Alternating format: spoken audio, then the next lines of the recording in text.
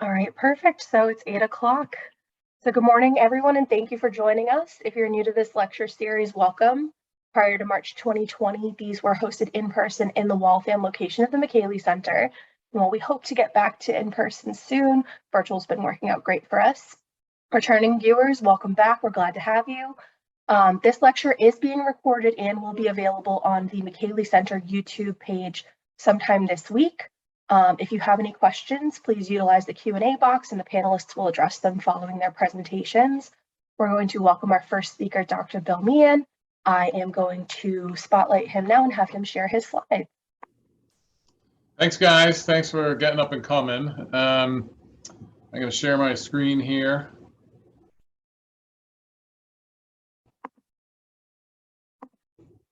All right, Danielle, will you give me a thumbs up if you're seeing the title slide? Thumbs up, great. So I have a couple of disclosures. I get funding for my research from the National Football League and the National Hockey League. I've written a few books or book chapters for which I get some royalties. They're mostly about spine injuries and concussion. Today, it's going to be a quick overview, actually, just due to time constraints, but we're going to talk about the 3 most common injuries in ice hockey. We're going to talk about catastrophic ones, just given the severity of them and nature of them. And then there are some that are more common among ice hockey players than other demographics, and we'll talk about those as well. And the focus today is really on prevention. And so we'll touch on the anatomy, we'll touch on a little bit of the workup and the treatment, but really we're going to try to focus on prevention. And for prevention, you got to do a couple things. You got to identify the risk factors for the injury. You have to see of those risk factors, which ones are modifiable, which ones can you change? And then if you do change them, is there evidence that they reduce the risk? And then there are a bunch of sort of prevention strategies that don't have a lot of data behind them. They're either consensus or expert opinion, or maybe there is some preliminary data, but I would say it's not well established. And for those, they'll be in parentheses, and I'll try to point them out as we go. So one of the most common injuries in ice hockey is internal derangement of the knee. It's actually not an injury, but there's like a series of injuries that count as under the rubric of internal derangement of the knee. 2 of the more common ones are ACL tear. The ACL is a ligament. It's like a strap that connects your femur to your shin bone. It starts at the back of the femur, the posterior part of the femur, and connects on the anterior part of the shin bone. And its main function is to prevent the shin bone from moving too far forward with relation to prevent the shin bone from moving too far forward with relation to the thigh bone or the femur. And when you tear it, unfortunately, it does not heal itself. So, if you tear your ankle ligaments, you invert your ankle, maybe you put them in a boot on some crutch or something, but the patient will heal themselves. An ACL tear does not heal itself. And so you have to see a surgeon who will either reconstruct you one from tissue from somewhere else on your body, or maybe tissue from a cadaver. And you end up missing about a year's worth of sports. So it's a pretty serious injury, and it really results in a lot of missed time for the athletes. You can also injure the meniscus. The meniscus is like a sort of a disc or a C-shaped disc in between the thigh bone and shin bone. It provides a little bit of cushioning with impact activities and helps control the motion at the knee joint. And similarly, if you tear the meniscus, it doesn't heal itself. You have to see a surgeon who either will maybe repair it if you're young and healthy, or maybe just remove parts of the tissue that are now sort of flapping unstable and causing you pain or other symptoms. Martha Murray, who is the chief of orthopedics here at Boston Children's, has developed a way that will allow your ACL to heal itself. You still need a surgical intervention, but it will heal itself as opposed to reconstruction. And that is still in the studying stage, but so far the results are super promising. I think there's been 200 or so, Danielle might know better than I, but 200 or so athletes who've undergone it already. And to focus on prevention, Dai Sugimoto, who was a postdoc that worked here at the McKaylee Center for a decade or so, did a meta-analysis. It was published in the American Journal of Sports Medicine. In fact, it won the best article of the year in the American Journal of Sports Medicine that year, looking at all the different ways of preventing ACL tears. It turned out the most effective one is increasing hamstring strength. Specifically, if your hamstrings are 60% or greater, the strength of your quad, you are less likely to tear an ACL. There is also evidence that your Q angle, which is the angle that shows the relationship of the patella or the kneecap with the pelvis, the outer aspect of the pelvis.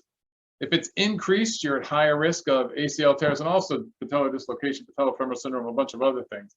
And so that is a risk factor. Whether or not it's modifiable, I would say it's probably limitedly modifiable. So you can modify it a little bit, I guess, an easier way to say it. You can change your landing technique. So in sports outside of ice hockey, a lot of times it has to do with the way you're jumping and landing from a jump, causing a valgus collapse of the knee that increases your risk of ACL tear. And the way you prevent that, or you modify your Q angle, or even if you can't modify it, if you have an increased Q angle, a way of decreasing your risk of patellar tendon tear has to do with strengthening your hip abductor muscles, the muscles that help control the femur and pull it laterally or abduct it, and possibly your VMO, the medial quadricep musculature. I would say of all the injuries we try to prevent, probably preventing ACL tears, decreasing risk of ACL tears, this is probably the best that we have. And so this would be the strongest evidence that you can prevent an injury. Concussion is common in ice hockey. There are several ways to define it. There is a sort of a list of characteristics that if you're an academic or a researcher is super helpful, but if you're a working clinician, I actually don't find it that helpful. So I would say in my summary of it, my working definition of it, I would call concussion trauma-induced brain dysfunction. I'm not going to go through the biomechanics for time, but I will say it's really due to spinning of the brain, usually after an impact, but it's the spinning that causes the problem. It's not the impact itself. So much so that if you immobilize someone's head and you hit them, they're really unlikely to get a concussion. It's got to be sort of free to move, free to spin. And the reason for that has to do with its normal physiology. So the normal brain cell has sort of a blob at one end and a blob at the other connected by a tube. Sodium is in the cerebral spinal fluid outside the cell at its normal resting state. And the way it normally works is a sodium-potassium channel embedded within the axonal membrane of the neuron opens. Once it's open, sodium goes in down its concentration gradient. And something about its presence there triggers the next channel to open, which triggers the next one to open, and the next one, and the next one, all the way down the length of the axon until sodium rushes into this terminal end. And when it does, it spits out a chemical, and that chemical causes the next cell to do something. And that's how it normally works. Well, what happens when you spin the brain fast enough is you call a shear strain and a deformation in the axonal membrane, and those channels open. Not in a cell that they're meant to open, that's meant to function, but just any cell that got exposed to that shear strain, it will open. And when it opens, the whole cascade happens. And so you get a massive depolarization of neurons throughout the brain. Now, normally, it's a very small micromolecular amount of fluid going back and forth, and you can pump it out wicked fast. But in a concussion, when you get that deformation, it's a relatively large amount of sodium that rushes in. And as a result, the system is not set up to pump it out that fast. It takes hours, days, maybe weeks to pump out all that sodium. And until you restore homeostasis, the cell can't function again. That's the period in which your athlete has a concussion. And of course, it causes symptoms. It causes brain dysfunction, so poorer performance on memory, longer amount of time to think, slower reaction time. It all gets worse, and then it gets better over time. And I looked through the list of folks on this Zoom, and everybody here knows how we manage that. You sort of give them some time away from sports. You wait for their symptoms to improve, and then you gradually bring them back to sports. And eventually, when their symptoms are gone, you build in a symptom-free rest period, and you put them back to play. But how do you prevent it? Well, there is evidence that those athletes with stronger necks are less likely to get a concussion than those with weaker necks. Now, nobody has shown that if you take an athlete with a weak neck and you make it stronger, you decrease their risk of concussion, but I do think that's a logical extrapolation, and there's really no downside to doing some neck muscle strengthening. And so I think that is a worthy recommendation. Strengthen the neck muscles. It likely decreases the risk of concussion. There's really no downside. What for sure is associated with the decreased risk of concussion is something called collision anticipation. So in ice hockey in particular, most concussions occur when the athlete does not expect the hit, when they don't see it coming. And of course, you know, if you see a hit coming, you brace for it. You sort of bear down, you bend your legs. If you're a really smart player, you hit first, you initiate the contact, and it tends to be safer. You're less likely to get a concussion than if you get blindsided. I don't have any evidence that general strengthening and conditioning decreases your risk of concussion, but I do think you are, I sort of feel like you're probably less likely to get injured if you're in better shape. And so I make that recommendation. And again, there's no real downside to it. So I don't have great evidence for it, but I think there's no downside to it. So strengthening your neck muscles, teaching collision anticipation in ice hockey in particular, where this is the strongest evidence, will decrease the risk of concussion. The reality is most athletes who get a concussion in sports recover very quickly. And what we really worry about is if they're not recovered and they get hit in the head again, or if they get concussions over and over again over time. And so we also focus on preventing secondary injury by encouraging athletes to report their symptoms, remove themselves from contact and play. And we do that mostly through education. And there's not a lot of great data that decreases the risk of secondary injury, but again, it's hard to see the downside. Acromioclavicular injuries are common in ice hockey. Usually it's a lateral blow to the shoulder. I have to say in my clinical practice, most often it's a lateral blow to the shoulder followed by a blow up against the plexiglass. And you injure one or the other shoulder, the one that got struck or the one that hits the glass. It is a tear of the ligaments that support the acromioclavicular joint. So the clavicle is your collarbone. The acromion comes from your shoulder blade and sort of sits on top of your upper arm bone. And they're connected by a ligament. And it comes in different types. You can tear or stretch the fibers of the ligament in between the collarbone and the acromion. If you compress it or stretch them out, you get a grade 1. If you tear them, you get a type 2. If you tear them and the coracoclavicular ligaments, you get a type 3. And then types 4, 5, and 6 really have to do with posterior or other displacement, inferior, superior displacement of the collarbone. Depending on which type you have, depends on your course of action. Types 1 and 2 are almost always managed conservatively. Type 3 is a little bit debatable. The rest most often get at least referred to a surgeon and usually treated surgically. There's not a lot of evidence that you can prevent these, however. So there's no downside in strengthening the shoulder. However, I can't say there's any good evidence that decreases your risk of AC injury. And similarly with general strength and conditioning, although we almost always encourage it. Of course, nobody wants to sustain a catastrophic injury. Catastrophic injury is defined as permanent neurological injury or death. And it turns out ice hockey is probably it's more common in ice hockey than any other sport. So American football tends to get a lot of attention with regards to catastrophic injuries, but the incidence is higher in ice hockey. I suppose the one exception to that is if you look down the list and you see gymnastics, which by the way is about the same as American football. If you separate boys and girls gymnastics, actually boys gymnastics, if you separate it out by itself, has a higher incidence of catastrophic injury than any sport. But ice hockey is up there as one of them. And you never want to be a part of one of these. They really are devastating. And how they occur, it's almost always a cervical spine injury.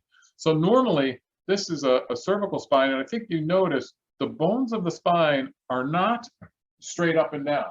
They have a normal lordosis, a normal backward curvature in them, demonstrated here on all these photos actually, or all these drawings. And that provides protection. If you sustain a blow to the vertex, those bones can bend a little. And you have powerful muscles, big, strong, powerful muscles that connect from the back of the skull and the spine to the chest and the shoulder. And when you get struck on the head, those bones will bend back a little, and that will allow the muscles to absorb most of that force and transmit it to the rest of the body, which of course is much larger and bulkier and able to absorb more force. However, if those bones, instead of being arched back, are straight, now the force gets transmitted directly down the bones, and that causes catastrophic spine injury. And in ice hockey, mostly it's someone who is hit or off balance, and they go into the boards with their head down, and the top of their head hits the boards. And at that moment of impact, one of two things can happen. Either they can get a brief forward flexion of the spine, and they will injure the anterior portion of a vertebral body, causing a fracture. Or they can hit it with the bones perfectly aligned in which case the force gets transmitted directly down the column. It compresses the intervertebral discs between the vertebral bodies until the pressure within the disc builds up so much that it bursts into the end plate of the vertebral body and shatters the vertebral body. And in this drawing, these fragments are sort of nicely aligned, really, but you can imagine they burst, they truly explode, and some of them can get retropulsed into the canal where they directly injure the spinal cord, and that leads to catastrophic injury. You can also have an injury that presents like a catastrophic injury, weakness or just frank paralysis of all four extremities, that fortunately is not a permanent injury and not an unstable fracture. So the bones of the spine are held in place by multiple ligaments. And for here, if you look behind the vertebral bodies, there is the canal in which the spinal cord resides. And this ligament right here connects the posterior part of the canal from one vertebra to another. That's called the ligamentum flavum. And in normal sort of positioning, the ligamentum flavum is taut. It is here at the posterior part of the canal.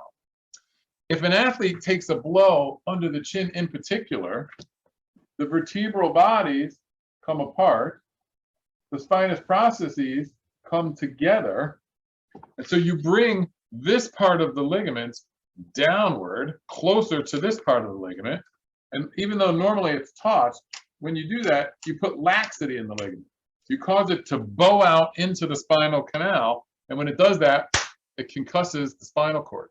And that will give you weakness, usually numbness or tingling, and even sometimes frank paralysis of all four extremities. That you are at higher risk for both of these, a catastrophic injury or this ligamentous injury, if you have cervical canal stenosis, which is narrowing of the canal in which the spinal cord resides. And I'll show you two MRIs. This is a normal MRI. This is an athlete without spinal cord stenosis. This is the brain up here. Here's the spinal cord. And there's a lot of fluid surrounding the cord, and it's got a lot of room to move around in there, which is what we like. That's what we like to see. This is the MRI of a gentleman who had a spinal canal stenosis, cervical canal stenosis. He wanted to join the military academy. And unfortunately, in most military academies, boxing is a requirement. He came to me as a second opinion to see if he could be cleared to box. You look really closely, there's no room at all for the spinal cord to move within the canal. And in fact, here he's got a little bit of an intervertebral disc protrusion impinging on the cord. And so you really can't clear him to box. If he takes a blow on the chin, he is at high risk for injury to the cord itself. I will tell you, he was really heartbroken about this, but he actually found a military academy that did allow a medical exemption to boxing. He went on to the military academy. I last talked to him, he was in the middle of a great career. And so it was a good outcome all around, I think. There's not a lot of evidence that you can prevent these injuries, however. So one has to do with changes to the rules. Danielle is going to talk about the fair play rules in ice hockey.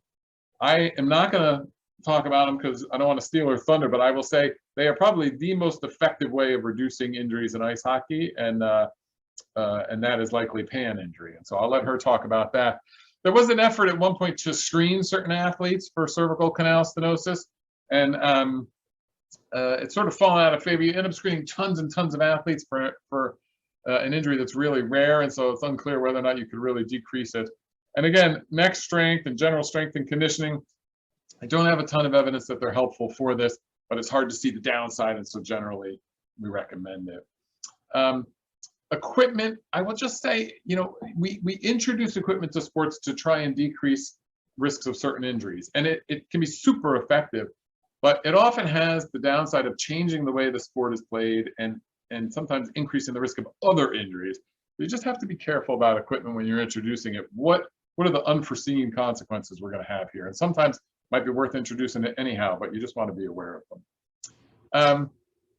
Spondylolysis is fairly common in ice hockey compared to other sports. Spondylolysis is a stress fracture of the spine. It occurs only in children, really. It has to do with the shape of the bones during growth. And it's in particular with sports that have either repetitive extending or loading of the axis of the spine. And we'll talk about that in a sec. the way life works is that the bones grow first. So when kids are getting taller, the long bones of the body in particular are getting longer. And as a result, they put the muscles under tension. And the muscles will get longer in response to that tension. But that's a period of weeks or months. And of course, during that time, the bones are getting even longer. And for a while during growth spurts, you're in a constant state of catch-up. And you have big, powerful muscles that connect the rib cage to the pelvis and connect the spine to the pelvis.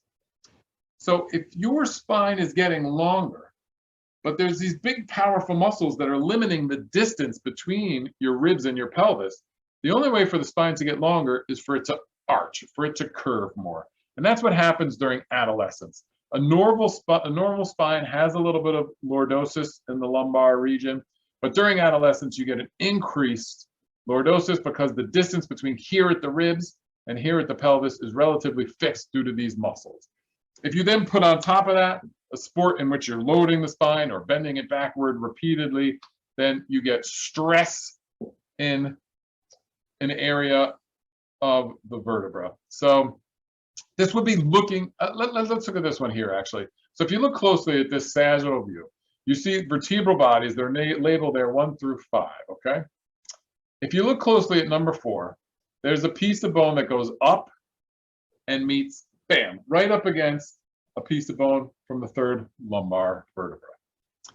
There is similarly a piece of bone that comes down and is right up against the piece coming up from the 4th lumbar vertebra. And so normally they sit kind of like this. You go through adolescence and you get an increased curvature and they get right close together. They're sort of right pushing on each other. And then you do a sport where you're constantly doing this and they are pushing against each other constantly.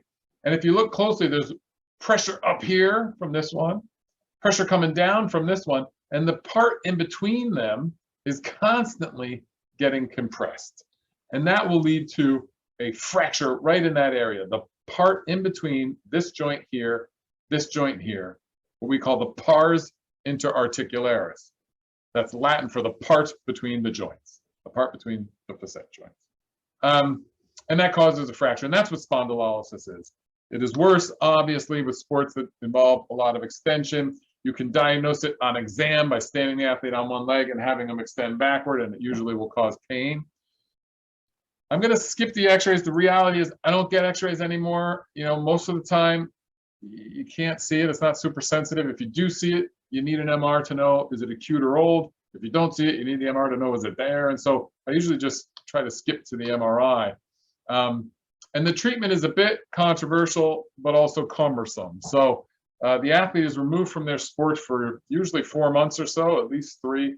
They often are instructed to wear a brace. This is the brace. It's hard and rigid and plastic and can be uncomfortable at first. And they wear it 23 hours a day for like 12 to 16 weeks. But if you do all that, they have a good chance of it healing. And by good chance, I mean probably 90 to 95% of the time. The actual studies say 85%, but they were back in the day when it was diagnosed mostly with X-ray and CT. And we diagnose it a lot earlier now with MRI. And so I'm estimating it's in the 90s, but the study will, if you read the actual literature, will say about 85%. Hamstring tightness is a risk factor for it. I sort of think that was probably a marker for general posterior core tightness. And so potentially stretching out your posterior core, including the hamstrings, will decrease the risk of this. And limiting prevention-based exercises would prevent it. Now, again, we don't have great data. If you take someone who's doing a lot of extension-based activities and stop, that they're less likely to get it, mostly because it's a hard study to do. You got to get people to quit their sport, switch to something else, really. But again, both those things are likely to do it, even though there's not great evidence. Labral tears are super common among ice hockey players. So the labrum, this is a sort of hemipelvis here. This is the acetabulum of the pelvis. This is the femur. Sorry, I'm drawing my lines on the wrong computer. Acetabulum of the pelvis, femur. The labrum is a rim of cartilage in the acetabulum. And hockey players have so much rotational and flexion movement at the hip, particularly goalies, that they often will injure and tear that labrum. So much so that if you just were randomly get an MRI or an ultrasound, mostly an MRI really, on on ice hockey players, up to 40% of them will have a labral tear. Most of those will be asymptomatic. They're not bothering the player at all. And so we just leave those alone generally. It does make it hard if they're having hip pain and you see the labral tear to know, is that the cause of their pain or not? There's some provocative tests we can do on exams to try and figure that out. But if so, it has to be fixed surgically. Potentially increasing hip flexibility and stretching the muscles that span the pelvis to the knee would leave it increased space and more room for the femur to move within the acetabulum without causing cartilaginous injury. So if you're tight, more likely to cause injury. If you're loose, maybe less likely. Again, not great evidence for that, but nonetheless, little harm in stretching and improving your flexibility. Lastly, we have hockey player syndrome, which, you know, by the name, you can probably tell is more common among ice hockey players. Some people may call this sports hernia. I don't know whether they're different or the same. It depends which article you read. Sports hernia really is not well defined.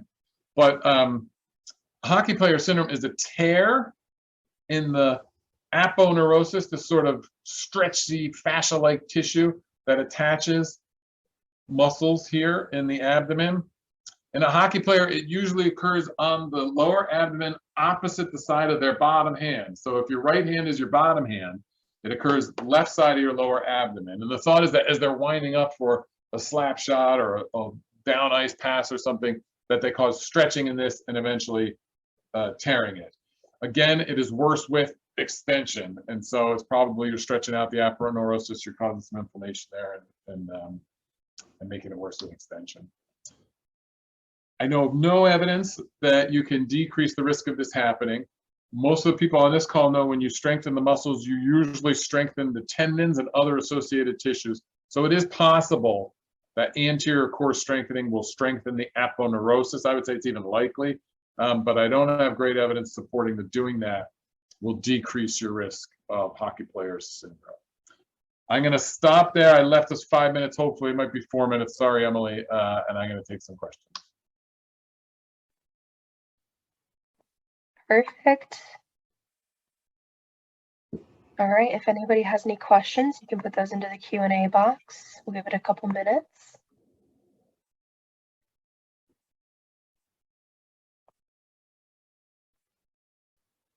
Again, feel free to drop questions into the Q&A box throughout. Towards the end, we'll all come on together and go through whatever is in there. But we'll give us a couple minutes for questions and then we'll move on to Danielle Hunt's presentation.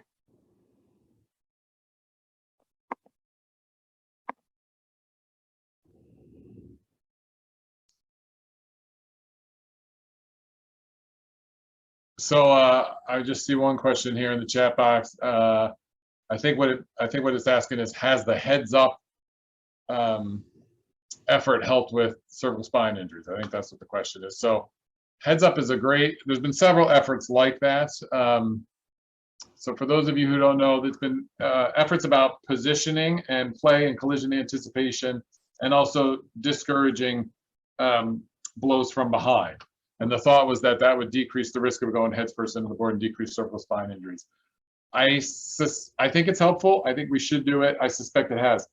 It's hard to know whether it has or not because, of course, cervical spine injuries are rare. And when you're doing research, you're trying to show some difference in your intervention in one group that has the intervention and a group that didn't get the intervention. And since we tend to apply these things widely, A, most people get them at the same time, and B, if you only get 1 or 2 injuries a year, it's going to be hard to tell, is there a difference after the policy, before the policy? There's so many other factors that could affect it. So I would say, I believe in my heart, probably it has. I would encourage people to pursue all those avenues, but I don't have great data for it. Is there any evidence that core strength and stability can help prevent concussion? There is evidence that stronger neck muscles are associated with a lower incidence of concussion. We haven't shown that if you take kids with weak neck muscles and strengthen their neck muscles, they're less likely to get a concussion. But I think that's a logical extrapolation. And there's really little downside to strengthening neck muscles. As for overall core strength and stability, I'm unaware of any data that is helpful. But as I said, I recommend it anyhow because I feel like there's really little downside.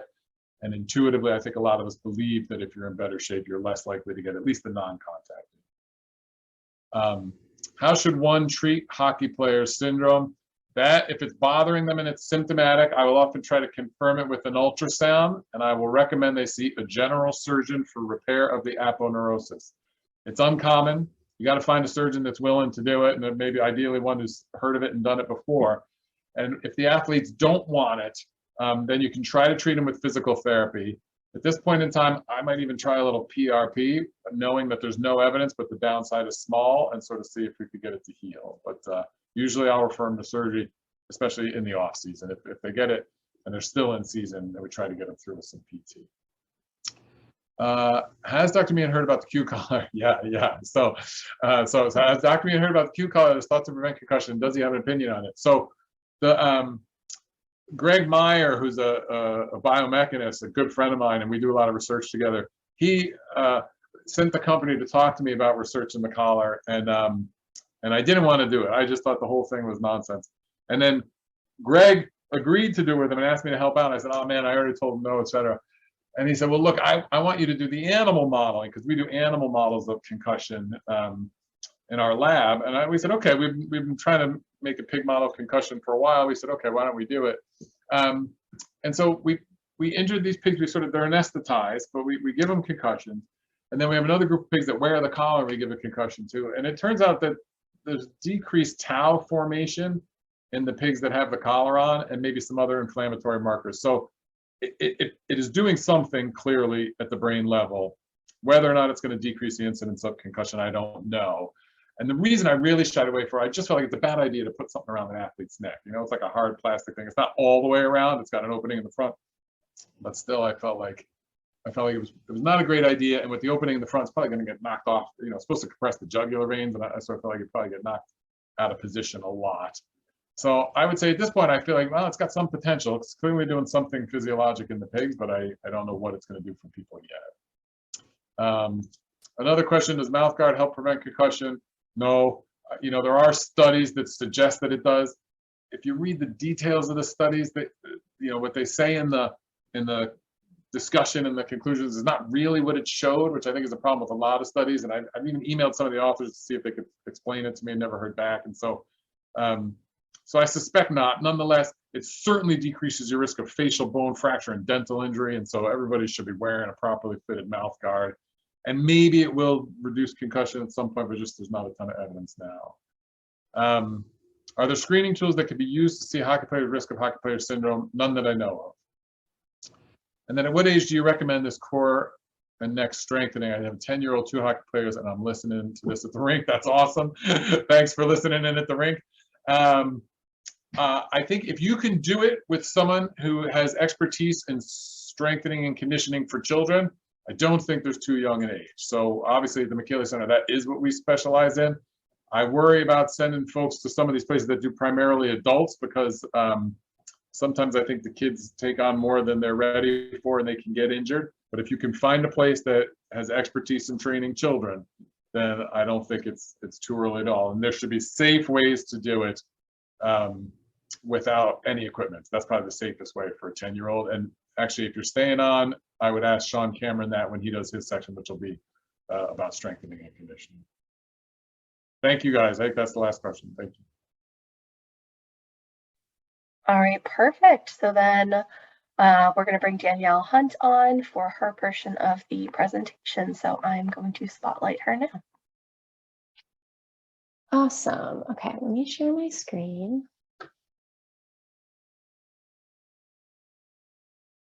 Okay, so we can just see the presentation, right? Not the presenter slides. You're still on screen. Sorry, yes. You're not on. I can hear you and I can see your slides. Okay, are we good? Emily, does it look okay? Looks great. You're good to go. Awesome. So hi, everyone. My name is Danielle Hunt. I am the clinical research manager for the medical sports medicine division at Boston Children's, as well as the McKeely Center. Before I got to Boston Children's, I was the athletic trainer for a collegiate ice hockey team. So I've had my fair share of a few of the injuries that Dr. Meehan had just mentioned before moving on to the research side of sports medicine. So a quick overview of what we will talk about today. We'll get into the epidemiology and then the injury rates of injuries within all levels of play, ranging from youth all the way down to professional ice hockey. We'll look a little bit into the rule changes related research, which Dr. Meehan did allude to with the fair play rules, as well as different penalty infraction related research and any influence that has on injury rates. So everyone on this webinar knows that hockey is a fast-paced, aggressive sport. It is rapidly increasing in popularity year after year. Between 2009 and 2014, the youth hockey group saw an increase of 44%. And then similarly with girls ice hockey, it is known as one of the fastest growing sports in the United States, with a growth of 34% over the past 10 years. A lot of people, including myself, think, this girls ice hockey jump does have something to do with the addition of women's ice hockey in the Olympics. Not only are they extremely successful in the Olympic Games, but it's definitely the most highly publicized professional women's hockey. And with this increase of population, often comes increase in related injuries. So approximately 12,000 players less than 19 years old, so you could assume youth hockey players, seek care at emergency departments per year in the United States. There are many different injury methods that occur in the sport, ranging from body contact or checking, apparatus contact, so getting hit with a stick or blocking a puck, as well as surface contact, so hitting the ice or the boards, as well as equipment, which we just heard Dr. Meehan kind of talk about.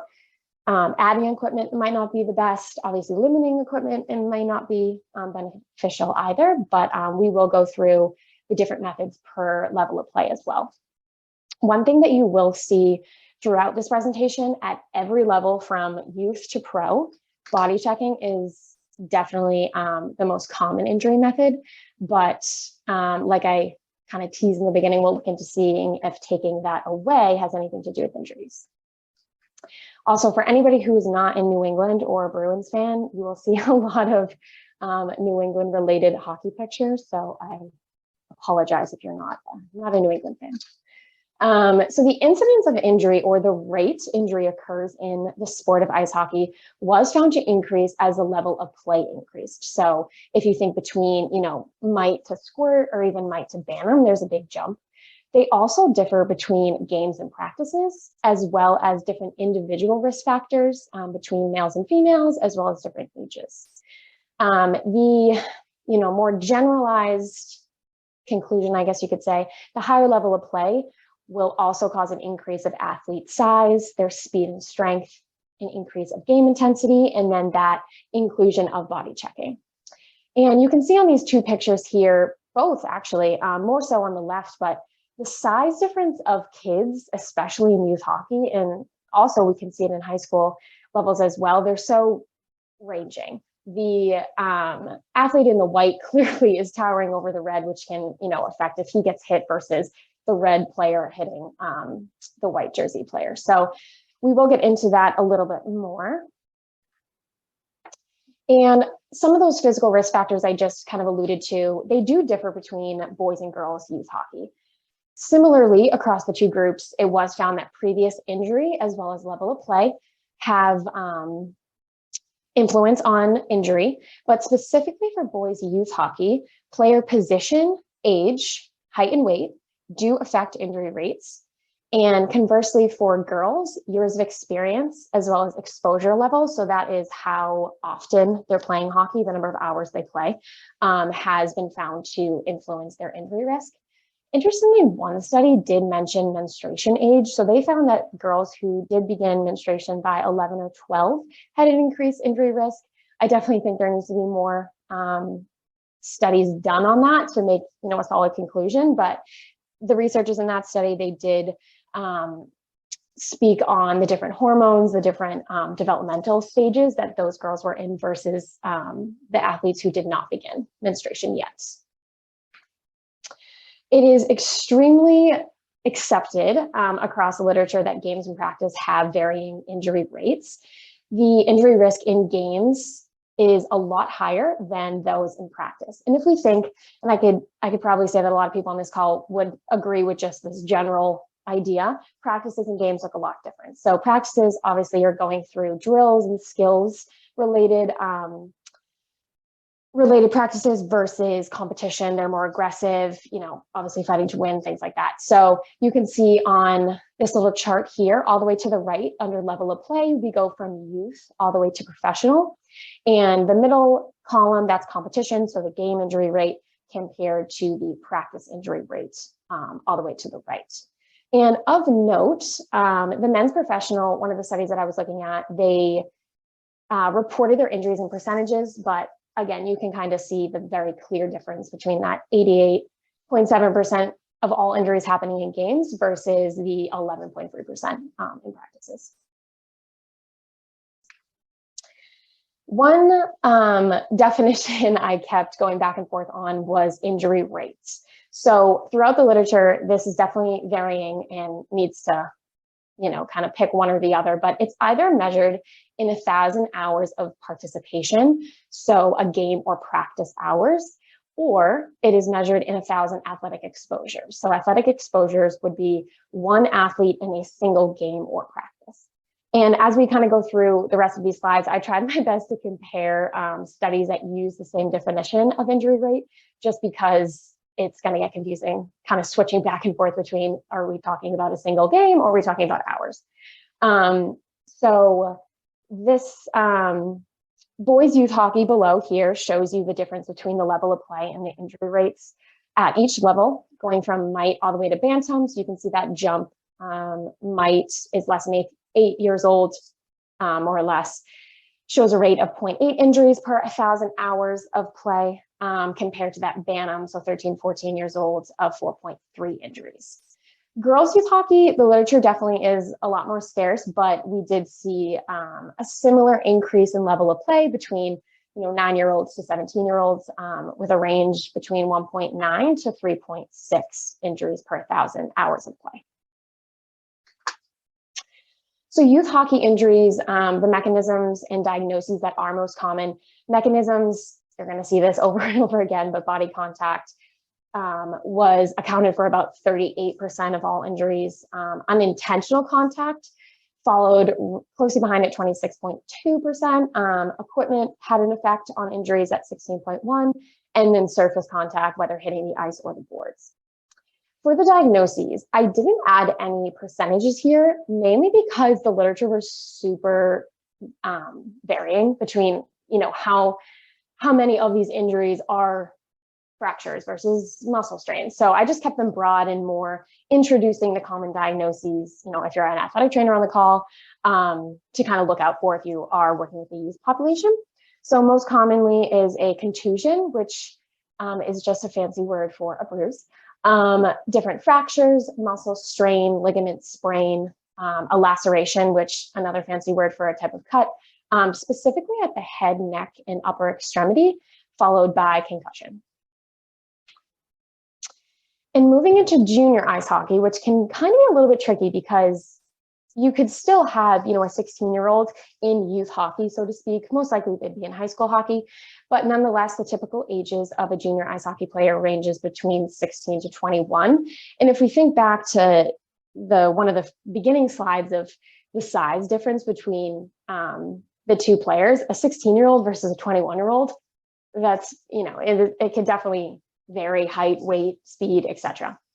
There was a 9-year prospective study done. So they looked at 9 seasons from a US U18 and U20 junior hockey tournament. Those researchers, they concluded an injury rate of 11 injuries per 1,000 athletic exposures, or 39.8, so about 40 injuries per 1,000 game hours. And if we think back to 2 slides ago when we talked about that, bantam was 4.3 versus 1,000 injuries. So it definitely ranges between a youth hockey and juniors.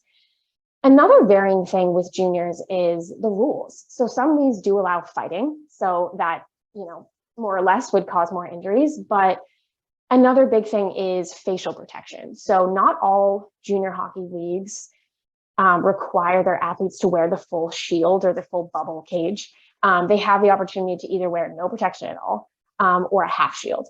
So Stewart et al., which I'll show you another picture on the next slide, but him and his colleagues did do a study on athletes who chose to wear a different facial protection.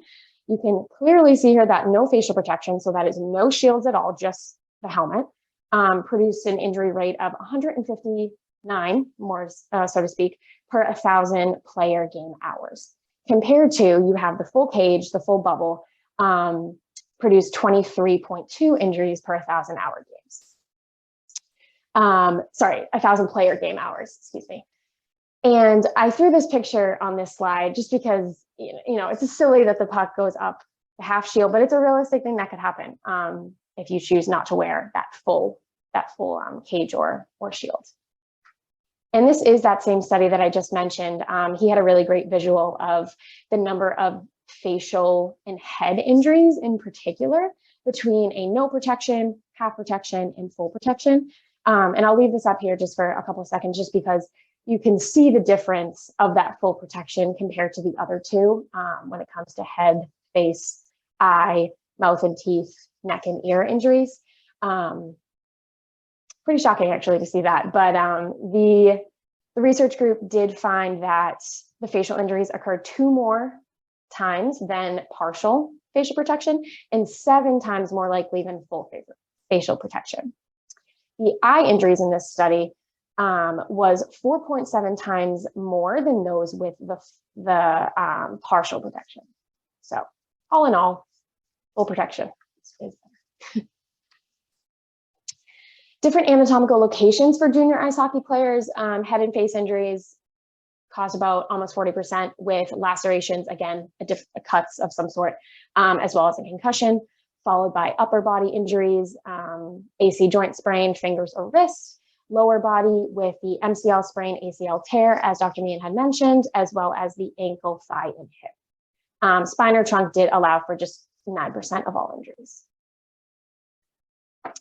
Different mechanisms and diagnoses that did occur in this 9-year prospective study. Again, body checking, about 32%, puck contact and stick contact. The stick contact was an interesting mechanism that this study listed, but the researchers did note slashing as a major injury. For diagnoses, lacerations took about 24% of all of the injuries, contusion, so again, a bruise, 18%, concussion and fracture followed at 10% each. 2 little points that I thought were interesting out of this study was contact with the boards itself led to 54% of all shoulder injuries in particular. Concussions occurred most commonly from a check to the head, about 50%, and then a body check alluded to 23% of all concussions. This I thought was a great visual kind of how the injuries changed over time. This top dark black line does show the head and face injuries clearly above all of the here in upper body injuries was seen in the 2010-2011 season. This orange linear line shows the trajectory of upper body injuries over time, comparison to this green here of lower body injuries. So moving into collegiate ice hockey, the NCAA has a injury surveillance program that does look at the injuries epidemiology of all collegiate sports. Since 1982, the NCAA has been capturing men's ice hockey. They added in women's ice hockey in 2001. Just like youth, the men's and women's collegiate ice hockey injury rates do continue to vary across the literature, with men's having a range between 5 to 17.7 injuries per athletic exposure, and women's 3 to 12.6 injuries per athletic exposure.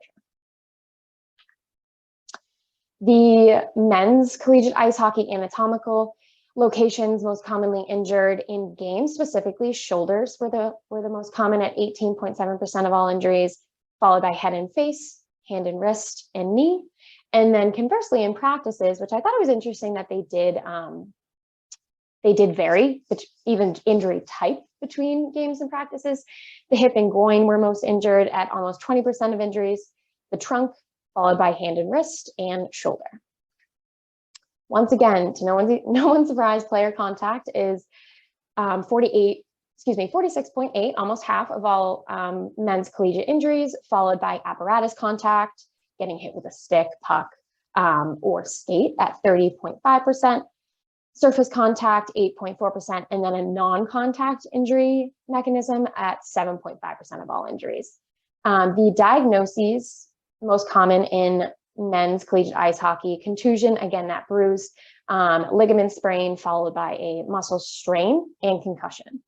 I was trying to find a decently interesting picture of a good contusion in ice hockey. When I was an athletic trainer for a collegiate men's team, the bruises from blocking a puck rather were like badges of honor with those guys. So we did find, a proper picture for the morning. I'll leave it at that. So the above mechanisms, too, of note, represent game injuries. Practice-related injuries also included a mechanism of overuse and injuries diagnosed at the trunk. Switching over to men's collegiate ice hockey, and for those of you who don't know the differences, there aren't actually that many. So there is no body checking allowed in women's hockey at any level. So that ranges from youth, women's or girls hockey all the way up to pro. No body checking, and then a full face mask is required at all levels, including Olympic or pro women's hockey. There have been consistent findings across the literature that report that women's hockey has a lower overall injury rate compared with men's. However, women's hockey has been shown to have a higher practice injury rate compared to men's hockey. So this little chart on the bottom here shows games in this top row and then practices on the bottom. So you can see here they have average at about 4 injuries per athletic exposure to about 2, more or less. So the anatomical locations for specifically women's collegiate ice hockey, very similar to men's, but the games: head and face, knee, shoulder, and trunk. Practices: hip and groin more often, shoulder and trunk, followed by knee, hand, and wrist. And interestingly, previous work has noted that female collegiate ice hockey has more varying injuries compared to men's at the same level.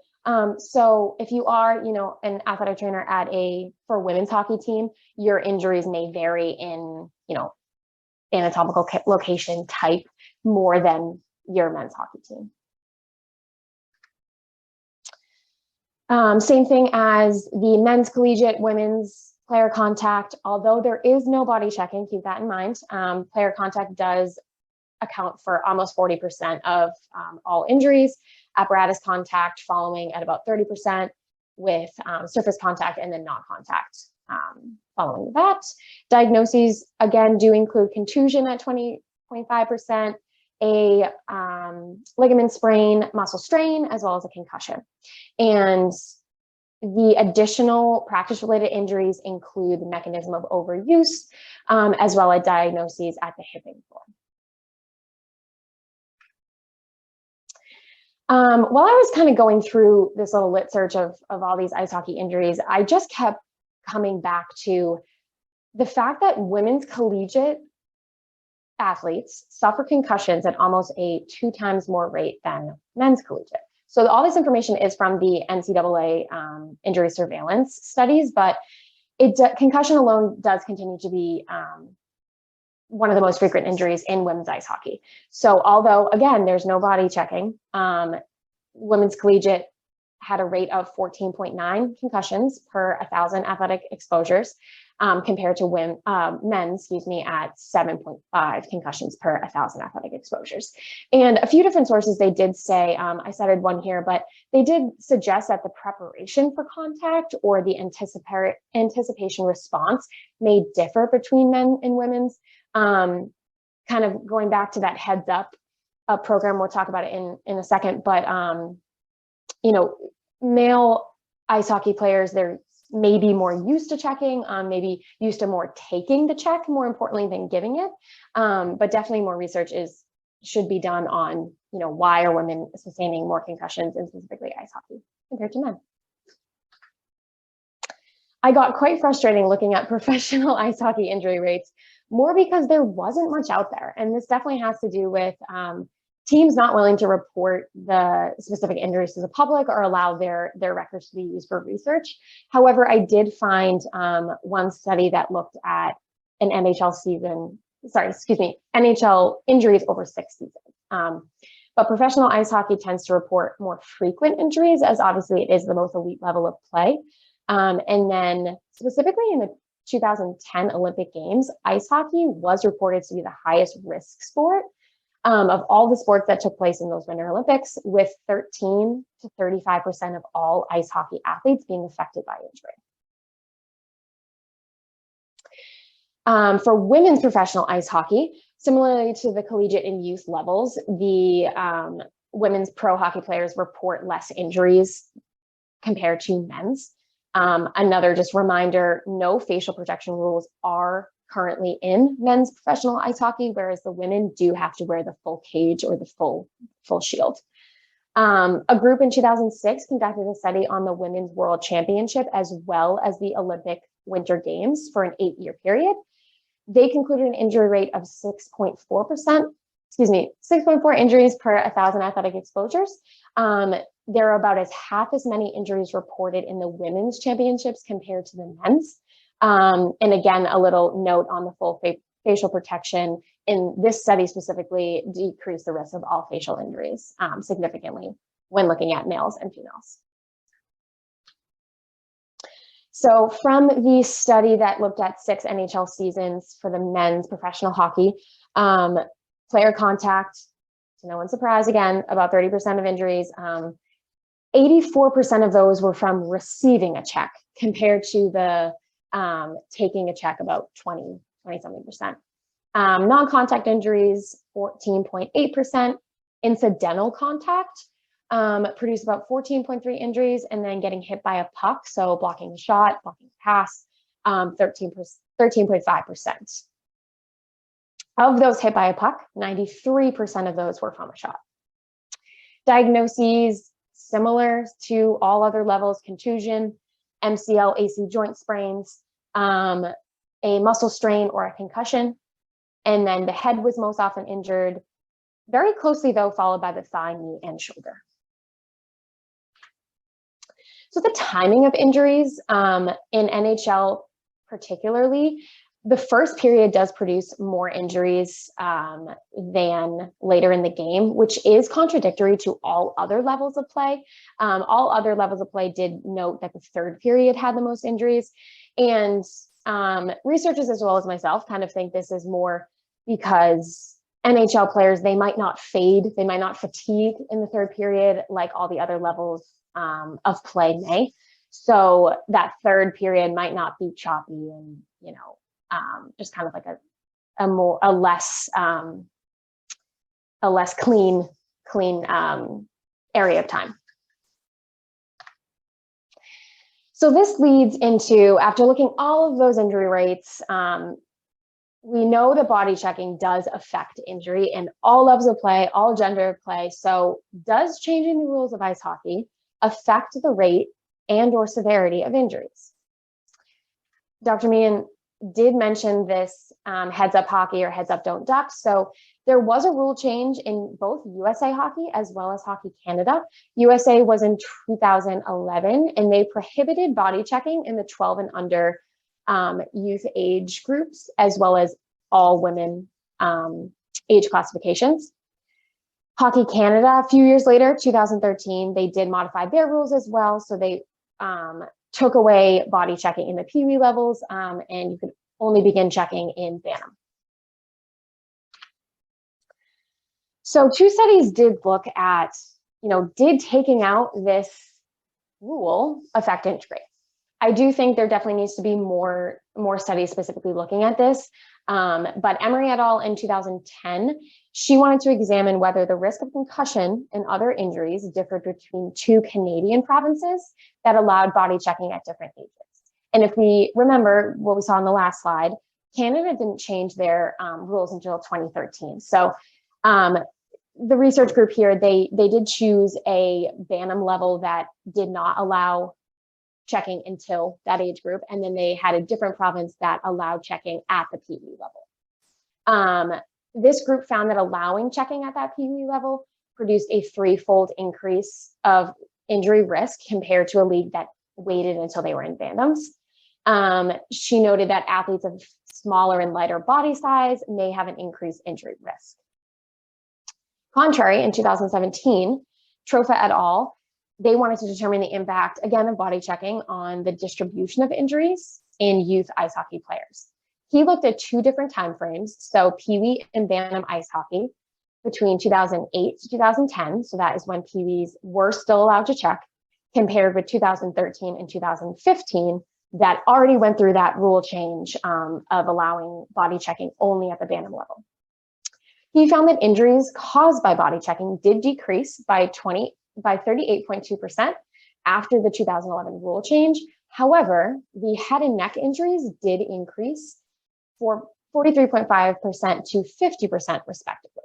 So I think, just a generalized conclusion of this 2017 study is that even though you do change the rules, the injury rates aren't going to change overnight. So I think programs like that Heads Up Hockey is obviously very beneficial.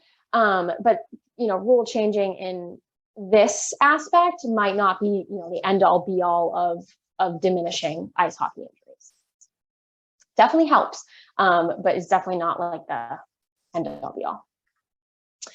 So this fair play rules concept. Now, I had never heard of this. I grew up with a hockey coach my entire life. My dad coached, and he had never heard of this either until Dr. Meehan had told me about it. So Roberts and colleagues did a prospective study in 1996, so 25 plus years ago.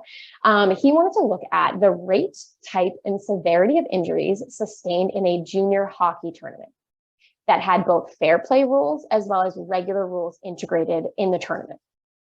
So what are fair play rules? These rules were developed in response to the perceived increase of violence in youth hockey. Competing teams would have points added to the season or tournament point total for staying under a pre-established limit of team penalties per game. So in other words, your penalty minutes or number of penalties will affect your rating in either a tournament ranking or a whole league ranking. It also included individual player rules who exceeded a preset number of penalties. They would be suspended for the next game. So for this specific junior tournament, the point system, if you won a game, you started at 13 points, a tie led to 7, and a loss was 0. If you had less than 6 penalties a game, you got an additional point to your ranking. If you had more than 12 penalties per game, you lost 2 additional points. There was also an incentive play bonus. Every period you won, you got another point. The highest total shots on goal, you got another point. And then if your goalie got a shutout, it was an additional point. So the point max and minimums, not your traditional win is 2, tie is 1, loss 0, etc. The win, you could have a maximum of 19 points and a minimum of 12.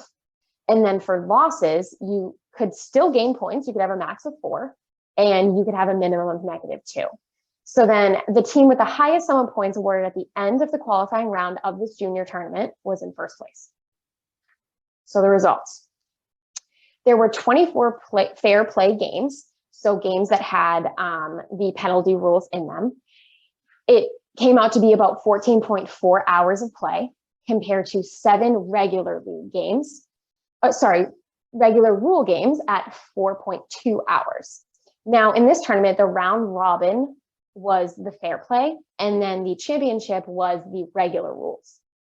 We had about 217 athletes that participated in this study.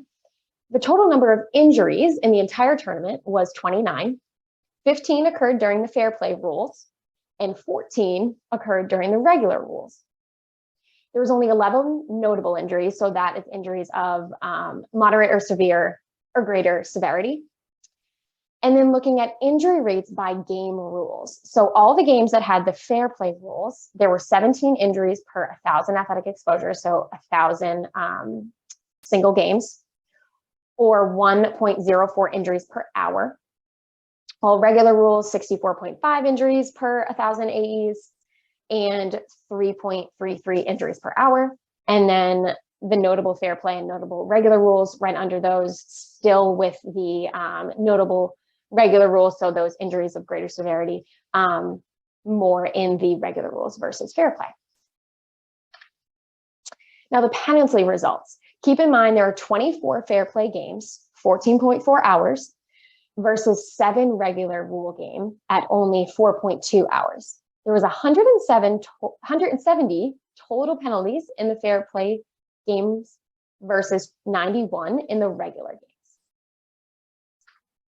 These researchers found that the increase in the number and rate of penalties in the championship round, so during the regular rules, was found to be as severe as the rise in injury rates.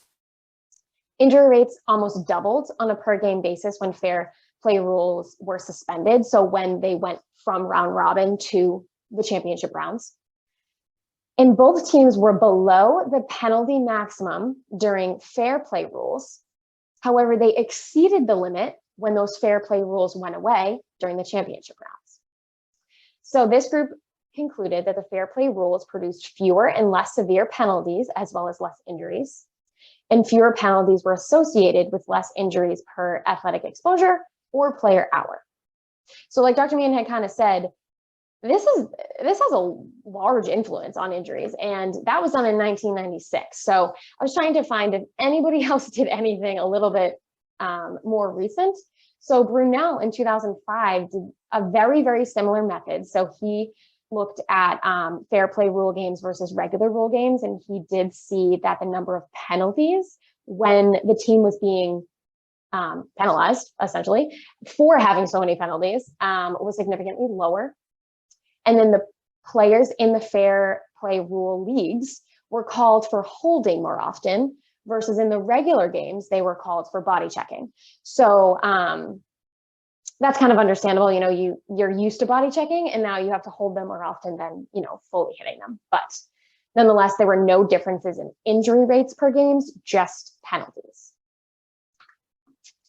Our colleague, actually, Dr. Peter Chris down in Rhode Island, he did a study in 2018 that looked at penalty infraction minute rule changes. So in Rhode Island, they implemented this in high school boys hockey, where the number of penalty minutes individually as a player as well as a team did affect your standings, as well as if a player had too many minutes, they were disqualified for the next game, things of that nature. They found that all injuries decreased significantly. However, there were no changes seen in the number of penalties throughout the whole high school hockey year. There were 2 season-ending suspensions, as well as 15 two-game suspensions. The researchers did theorize that this would take out potentially dangerous ice hockey players from causing more injuries, but nonetheless, the refs and linemen did enforce this rule change. So just some key takeaways from this presentation. Injury trend research does vary in their definition between an athletic exposure versus hours. So if you are, out there reading most recent injury trend reports, just keep that in mind. Are they talking about per game or practice, or are they talking about per 1,000 hours of game or practice? Men's and women's ice hockey does vary in their injury rate, but overall, games have a higher injury rate than practice at all levels, from youth to professional. Full facial protection significantly decreases facial injuries. Body contact is a top mechanism of injury at all levels of ice hockey, including women's, who don't allow it. And then rule changes regarding penalty minutes may be helpful in decreasing the number of overall injuries, but might not be the end-all be-all of stopping ice hockey injuries in general. We have quite a few references here, but I can take any questions anybody has. Thank you.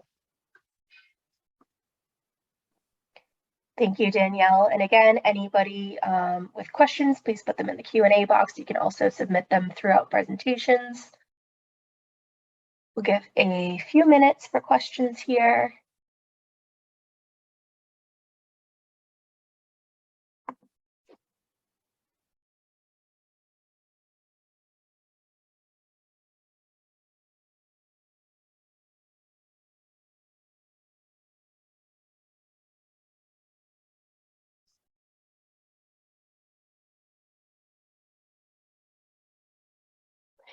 Okay, there's one question here for facial protection. What about a metal cage versus a plastic shield? That's a good question. I personally don't know. I think there's nothing in the research about it. They more were focused on the partial shield and no protection versus the cage versus the bubble. You know, just anecdotally, I know just some players prefer the full bubble versus the cage for, you know, seeing purposes. But I don't know of any research that has specifically looked at a bubble versus a cage.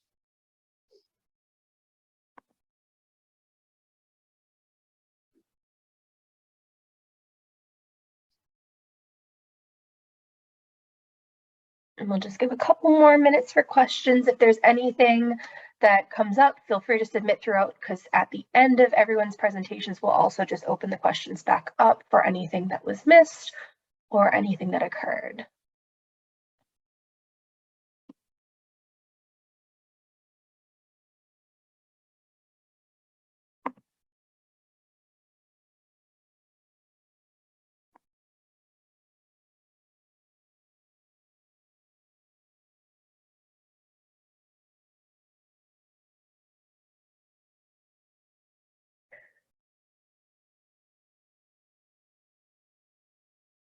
All right, so we'll just keep things rolling. Thank you so much, Danielle, for your presentation.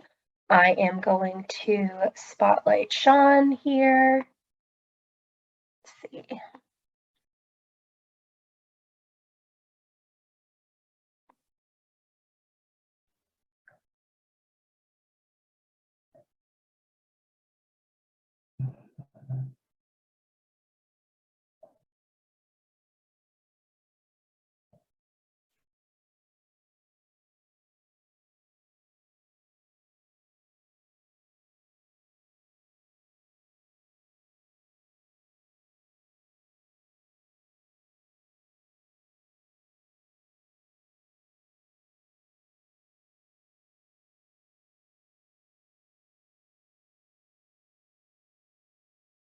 Good morning, everybody. I think I might have cut Emily off there. But thanks for joining us, everybody. I want to say excellent job to Dr. Meehan and Danielle for their excellent presentation. My name is Shawn Cameron. I'm an injury prevention specialist at the McKaylee Center. And today we're going to be talking about ice hockey, injury prevention, and return to play exercises and tips. The brief introduction. You know, anytime I mention that I'm an ice hockey player, the first question I get is, how come I still have all my teeth? I think I had an amazing dentist growing up in particular, but who knows? So what we've seen today, based off the different injuries and what the research is showing, you know, ice hockey is a very physical sport. It places extreme unique demand on its players.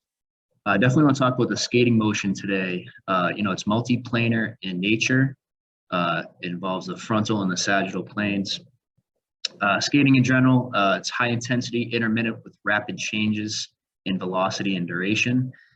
Change direction includes stopping, quick starts, quick stops, skating backwards, and lateral movements. Primary motion involves the hips, knees, and ankles moving away from your spine. I think it's important when talking about skating form to look at body composition in an ice hockey player from a ground up perspective. I'll have the late great Coach Herb Brooks break this down for us.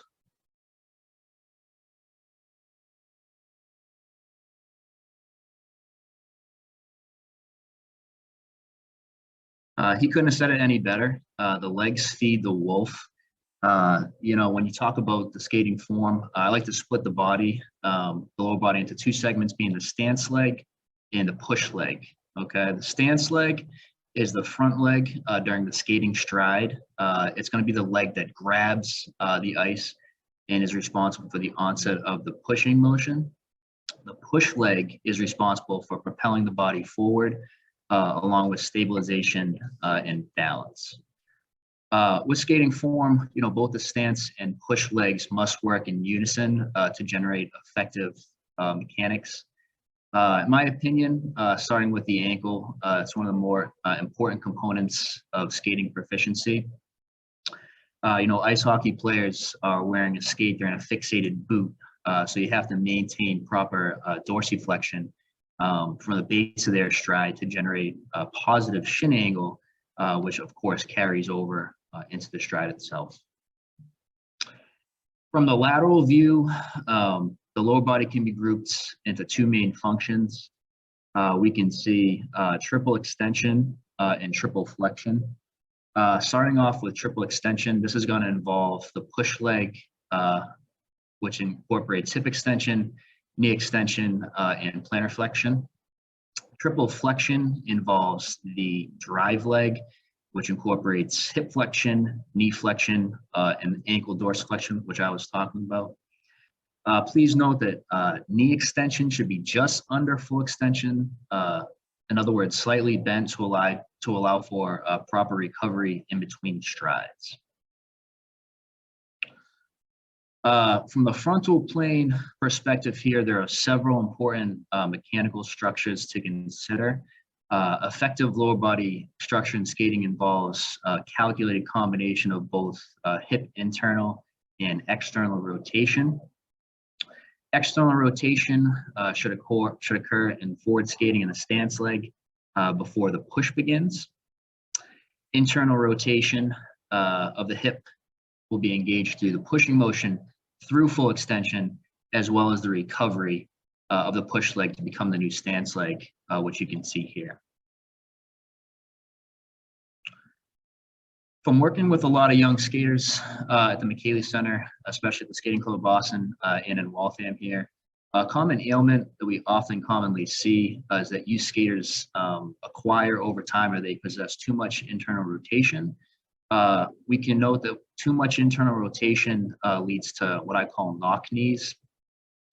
To truly generate power and velocity in our stride, we want to properly engage through external rotation, which is going to create more of that bow-legged nature. So you can see in our photo here, after internal rotation of the hip through the push, you internally rotate again during the push leg, recover to the new stance leg, and you can see that that lead leg is more or less along the lines of that bow-legged position. Of course, I have to show you guys an example of a tremendous linear skater. In my opinion, it's going to be Connor McDavid here. Feel bad for the goalie on this one, honestly. Connor McDavid, I love watching him skate just because, he's a tremendous skater in my opinion, but he possesses an extreme amount of hip external rotation in that stance during the onset of push, along with some abduction on extension, to go along with that hip internal rotation as he adducts his leg there for recovery. Some common issues we see with our skaters will be, your feet turning out, knees turning out, and then the arms, if the arms fall forward. When the feet turn out, I just want to highlight some probable overactive muscles. Can be those lateral muscles, the soleus, the lateral gastroc, biceps femoris, mainly the short head, and the TFL. Some underactive muscles, muscles we want to work on engaging will be the medial gastroc, medial hamstring, your glutes, gracilis, and the popliteus. When your knees turn out, some common overactive muscles will be the piriformis, biceps femoris, the TFL, the glute minimus and medius. Some underactive muscles will be that adductor complex, which is very important in skating, the medial hamstrings, and the glute maximus. When the arms fall forward, you can see some overactive muscles will typically be your latissimus dorsi, your pecs, your teres minor and coracobrachialis, which leads to our underactive muscles typically being your mid to lower traps, your rhomboids, rotator cuff, and deltoid.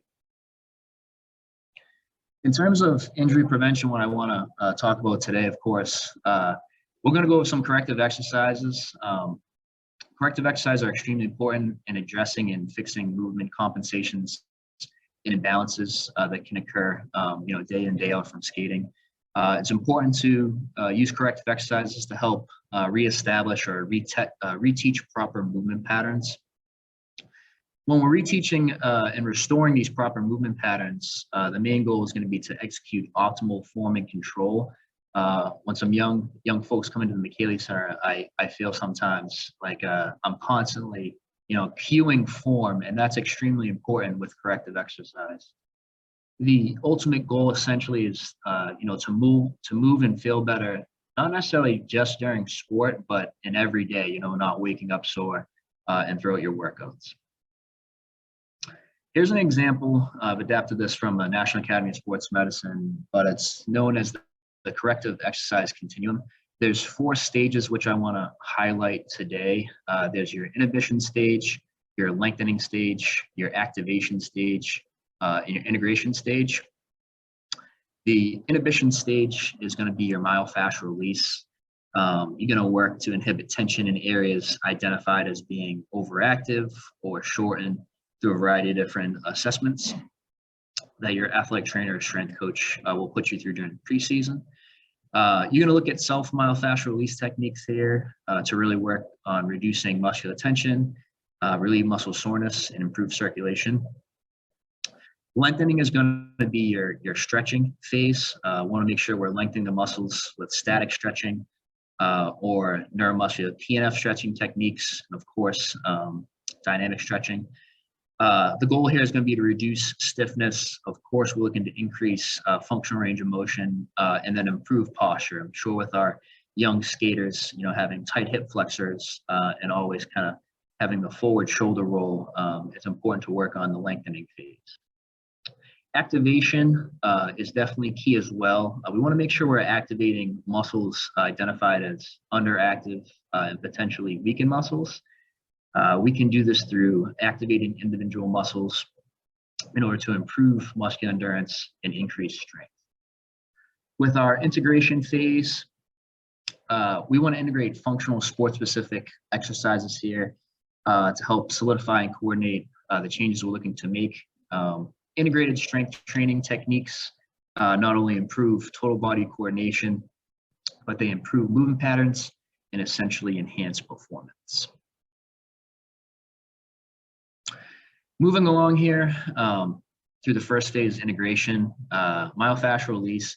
So the goal is going to be to modulate activity of the nervous system that interfaces the myofascia. Overactive muscles should receive inhibition techniques in order to essentially prime them for activity. Some common tools that you'll see at gyms in your athletic training room that you also have at home to work on inhibiting overactive muscles will be foam rolling, vibrating foam rollers, percussion devices such as a Theragun. I know Hyperice puts out a device that is handheld as well. Manual therapy, think your soft tissue, think your deep tissue massages. And then of course, working with a clinician, athletic trainer, physical therapist, your instrument assisted soft tissue manipulation. With myofascial release, there's 2 primary mechanisms that we're looking to have occur. Of course, we're looking to affect local tissue dysfunction if a muscle is shortened or overactive. And then we're looking to influence the autonomic nervous system. The goal with foam rolling prior to activity, of course, is to prime the muscle to get it ready to be lengthened. This is a very important stage prior to stretching. The goal here is going to be to improve local tissue temperature, mechanics, making the muscle more susceptible to stretch for the afferent pathways of the central nervous system. Of course, research, which I noted here, definitely supports foam rolling before, and I also recommend after as well to enhance flexibility and range of motion. I have some examples here, just some key areas that I wanted to highlight that you can achieve with foam rolling. The first one's going to be rolling out your quad here. Okay.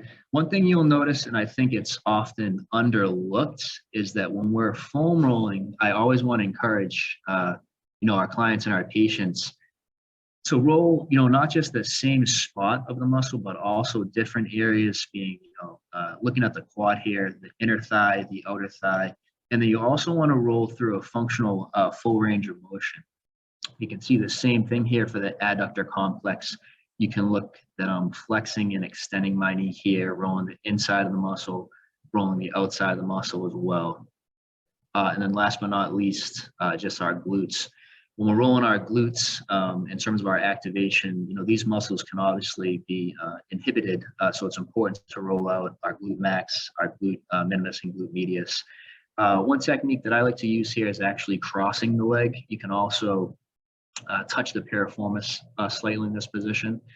The one thing with myofascial release is, if you're not doing it, is that you'll often hear folks say that, they don't do it because it hurts. Well, you can always start slowly, but I can tell you, if you kind of integrate this into your practice and start doing this more often, those muscles won't be as dense, they won't be as tight in nature.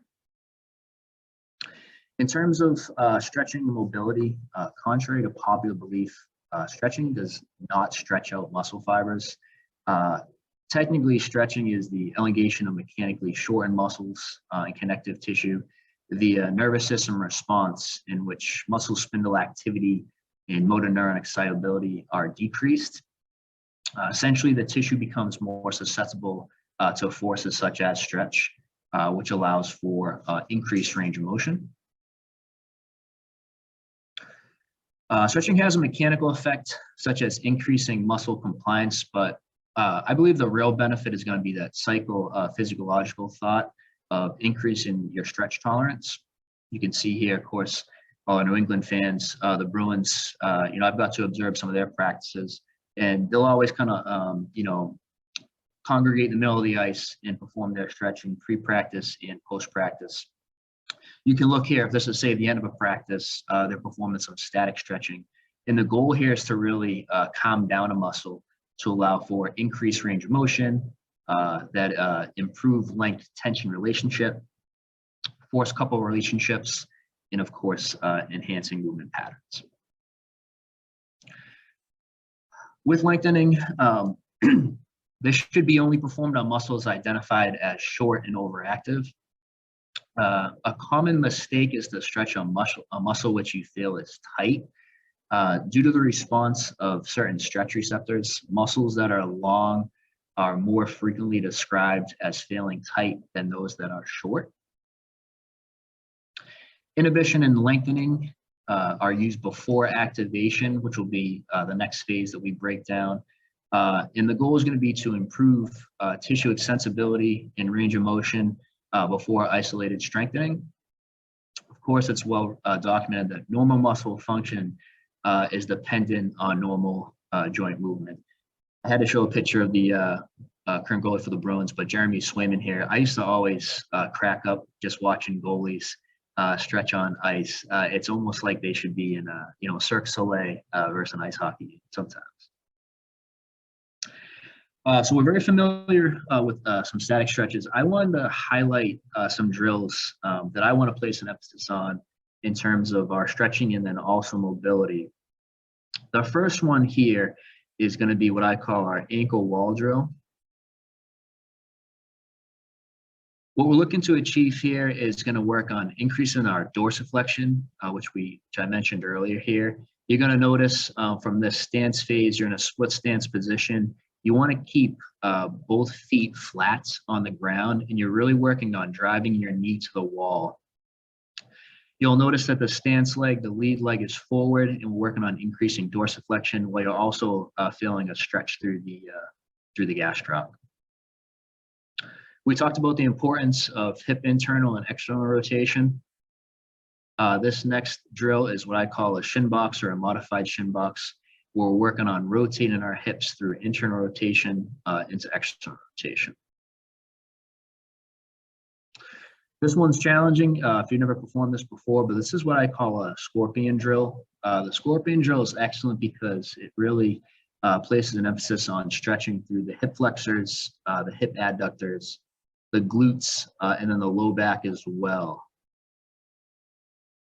But I also wanted to highlight just some high kneeling thoracic spine rotation here. Legs are at 90-90, chest upright. What we want to look to do is incorporate an increased range through our thoracic rotation, which is often an area that can be compensated. Activation. So what is activation? Activation refers to stimulation of underactive and lengthened muscles through myofascial tissue. Isolated strengthening or activation exercises are essentially a grouping of corrective exercises used to isolate specific muscles. So if you're running through your dynamic warm-up, you've gone over your static stretching as well, you've run through your mobility, it's important to incorporate some activation exercises to increase intramuscular coordination and of course to improve force production capabilities as well. With activation and movement prep, intramuscular coordination is achieved when a muscle has optimum motor unit activation, synchronization, and the ability so that it can appropriately fire.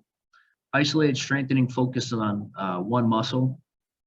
These exercises here are highly controlled and must be executed with precision. One of the common phrases that I'll always use is form over function. To break down some examples of activation and movement prep here, and we'll try to tie these to the skating form. So the first one is going to be hip external rotation, or your hip openers here. What we can see is starting with the right leg working into external rotation. You can notice that the opposite leg is actually going to focus on knee stabilization. In this particular exercise, my chest is up, chin's up, your hips are square, you're stabilizing, essentially your push leg, and the stance leg is working through external rotation. So this is a great way to kind of focus on some key concepts of knee stabilization, increasing that athletic stance, and working through hip external rotation, which we described with having that bow-legged stance during skating. It's a great way to achieve this. So you can do this exercise stationary and then work progressively to incorporate some functional balance. I think, this next exercise I call the three-way toe touch here. It's great because it mimics that skating motion as you're touching out. You can go around the clock, you can go front to the side, and then of course mimic your stride going diagonally. But what we're looking for here, you look at my leg that's stable, that stance leg, we want to stabilize, we want to fire our glute, we want to activate our core here, and you're just doing light taps to kind of mimic that striding motion. Then we put it all together in terms of our movement prep. If you look for the first two exercises, we have a mini bands. For the last one here, we're going to work in more of a linear fashion, and we're going to work on essentially that skating motion. You can see you're performing that stance leg off to the push. I like these to start off as being slow and controlled, really working on functional range of motion and balance. When you kind of first perform this exercise, you can kind of feel that, if you're kind of worked on your mobility and you're kind of really starting to engage your glutes, you can really start to feel it after using the mini band, essentially. But this is a great exercise to partake even before, you're jumping on the ice. In terms of our functional training, I'm a big believer in sport-specific functional training. With our last stage here, our integration, these are going to be dynamic movements.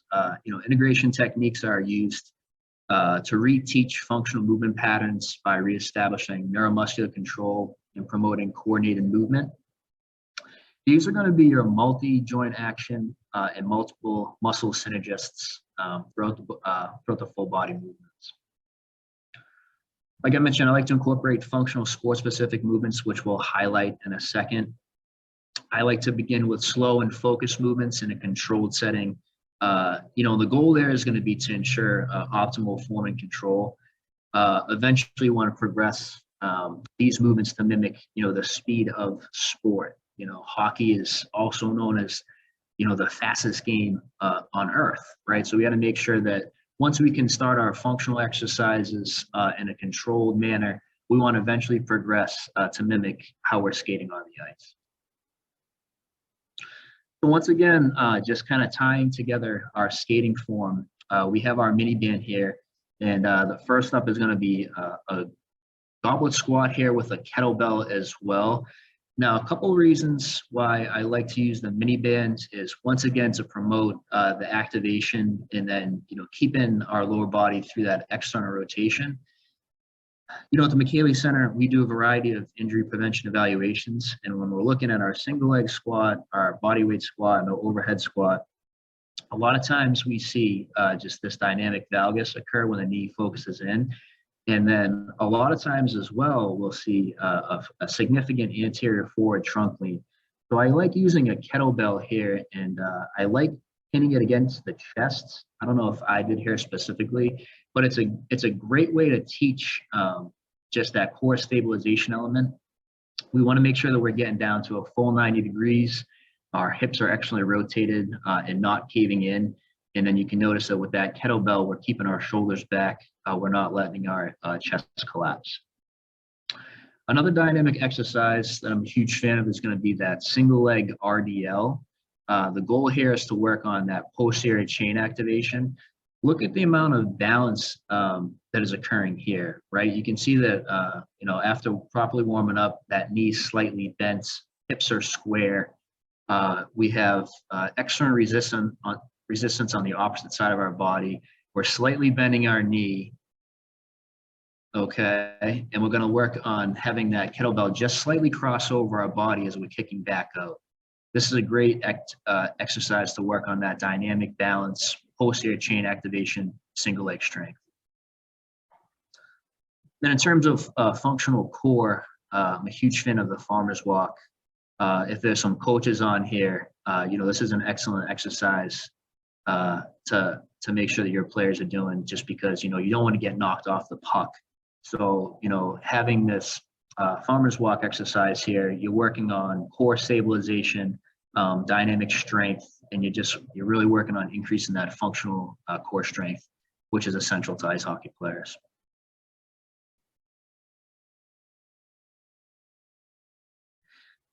I'm a huge fan of incorporating some functional resistance training by using elastic bands or TheraBands here. What we like to focus on is, the first one's going to be a band resisted single leg step up. We talked about coordination and coordinated movements. We want to kind of start working through some speed and power here. And I think there's no better way to achieve that than incorporating some functional resistance. This is going to be a basic step up, but if you put a band under your foot and then loop it around the opposite shoulder, you can really work on that reactive strength, that closed chain strength. Think about working on increasing that stance leg through that functional drive. And it almost mimics the skating motion through that push and that recovery aspect.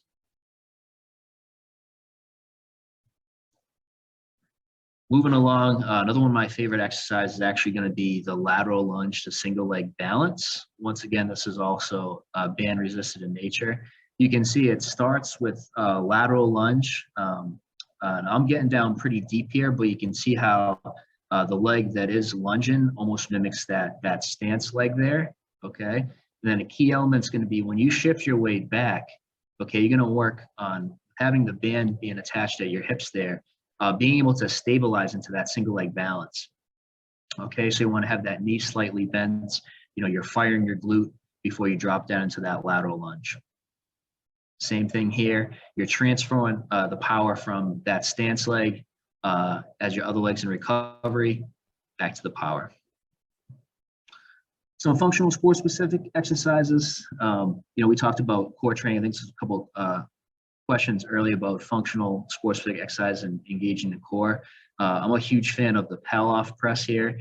You can see even before we begin this exercise, proper form, knee slightly bent, chest up, chin up, and this is going to be a great anti-rotational exercise, as there's fixated resistance and you're going to press through that functional restraint.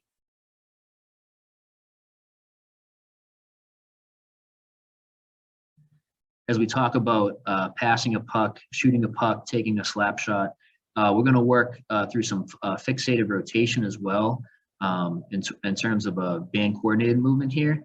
I like to call this band core rotation. Once again, you can see how my hips are staying square. Knees are slightly bent, and we're rotating through a full functional range of motion.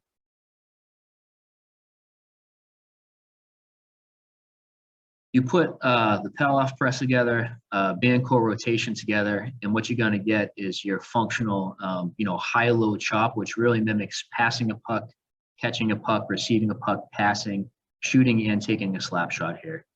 But putting the previous two exercises together, we can kind of see how we break down through that. So we have a high-low chop here. Okay, we break it down, high-low chop, we're pausing, we're pushing through, and then we put everything together. You can kind of see how we're rotating through our high-low chop. We're squaring up, just like if you receive the, that puck for a one-timer. This is just an example of an injury prevention program that I put together, and I recommend for all the parents, the coaches that are on the webinar today to look at. So it breaks down our 4 phases with our inhibition, our lengthening, our activation, and our integration. So looking at our inhibition or our myofascial release, you're emphasizing keeping your gastroc, your quads. Once again, the legs feed the wolf here, your hamstrings, your adductors, and your glutes. With our lengthening, we're looking at increasing that ankle mobility through our ankle dorsiflexion. We talked about hip external rotation, internal rotation, dynamic hip flexion, lumbar rotation, and that T-spine rotation. With activation drills, I love using the mini bands here. There's a variety of different drills that you can perform, but some of my go-tos are going to be that hip external rotation or those hip openers.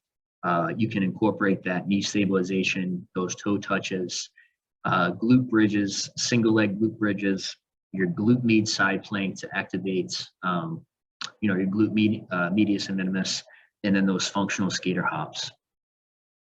Transitioning into some corrective exercise, activation exercise as well, your goblet squat, your single leg RDL, your lateral lunges, that pull-off press there, and that band core rotation. So some goals and considerations here. I know we're definitely, the Bruins just started, college is going on. For all the youth hockey players, you're definitely in season at this point. But some things to consider with the off season, the summertime, especially with the hockey players, especially those skating year round. But during the off season, you really want to focus on reconditioning the entire kinetic chain, full body, and really developing a base level status of fitness. You want to work on your flexibility, your mobility, some of the things that we reviewed today. Of course, your muscular endurance, your stamina, and then your strength and power. So, when August rolls around into the fall, the preseason is upon us. I feel like we kind of just went through that phase, but that's when injury prevention is extremely important. And of course, maintaining gains that occurred during the off-season program, while there's going to be a natural increase in sport-specific activity. And then in season, I shared the injury prevention, routine for you, but for all the young players on the call, for the parents, for the coaches, injury prevention is critical in season, especially with the amount of skating and the amount of practices going to and from the rink. Special shout out to the parent that was at the rink listening to the call today. But injury prevention is critical while in season, especially for maintaining gains incurred during the off-season program, while a natural increase in sport-specific activity, for example, those hockey practices and those games increase. So I think a special consideration has to be placed here in order to accommodate the athlete's demanding schedule. When you think about the athlete's demanding schedule with the youth population, those early morning skates, right? So I'm not saying wake up at 4 a.m, to work on your injury prevention here, but if you do get to the rink early, even if you can kind of, jump on a foam roller, I mentioned the handheld devices, the percussion devices, the night before, getting on the ice early, when you're younger, it's getting dressed. You want to be the first one out on the ice, just to get a few laps in, to kind of work on some of that static stretching to calm those muscles down. And then you can definitely perform some of those on ice mobility drills as well.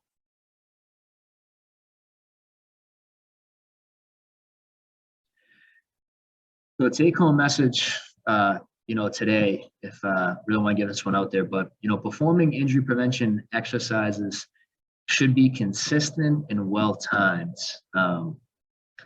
I'd say the exception of the off season here, in season, preseason and in season. Once again, injury prevention is key here. It should be well-timed and consistent. So if there's a day off, for example, use the injury prevention or corrective exercise workouts as active recovery, especially after a long weekend of games. I know the youth population, they'll play in those holiday tournaments, and you could have 3 or 4 games there. So it's critical. I mean, there's virtually no time to recover there. That's why, in between games, if you place an emphasis on just active recovery, once again, getting the foam roller, using your mini bands, doing your band resisted exercises to kind of just, allow for your body to undo the damage that was just placed upon it, during the back-to-back games there. And this is important because you don't want to feel sluggish going into the next game. You don't want to feel sluggish going into your next practice. You want to make sure that you're moving properly, at all times to optimize performance. The rest of the week can be spent on stability, flexibility. You can always work on flexibility, functional range of motion, and then strength, and then of course power. Here's some just some references, and then I found this old picture here when I was putting this together. If you look there, you can see Dr. Meehan in the middle. He was actually he coached Danielle and I up. We had a very good team when we were growing up. We had a tremendous goalie. So I just wanted to highlight. I think you can see Danielle in there somewhere. Dr. Meehan and myself there was it was an undefeated season. So thank you guys. Awesome. Thank you so much, Shawn. All right, so if you want to stop sharing your screen, we can bring everybody back in here and answer some questions. We have one in the question and answer box if you all want to address this together.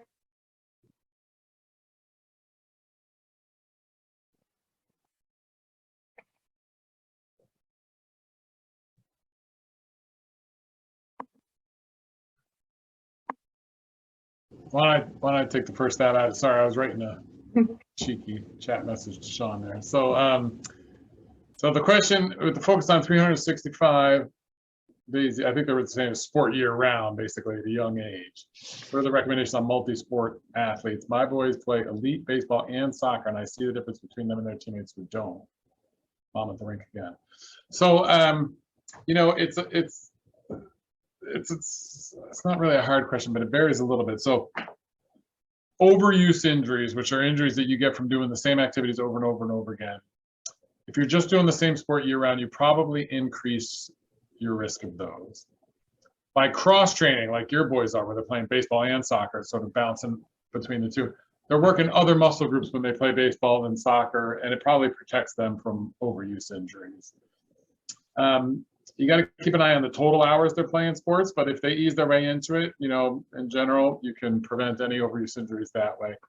The only reason I'm hesitating and saying it depends a little bit, you can imagine a sport like gymnastics, you can't really do it for 3 or 4 months, go away for 8 months and come back and like pick up where you left off. It's the kind of thing where I feel like, I don't have any evidence for this, but if you're not doing gymnastics year round, you disappear for 6 months, 8 months, whatever, I do think you're probably increasing your risk of injury because you got to relearn all those skills.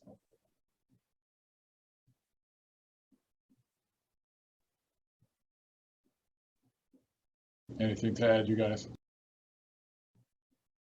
No, I guess just from research that we've done at the McKinley Center and Boston Children's, those who do sports specialize, like you mentioned, are at a greater risk of overuse, but yeah. Just chiming in, Julianne, I absolutely love the fact that your boys, they play baseball and soccer, in hockey, say if hockey's the main sport, they're taking time away from their sport. They're not playing it straight through 8 months to 12 months there. And if you think about it,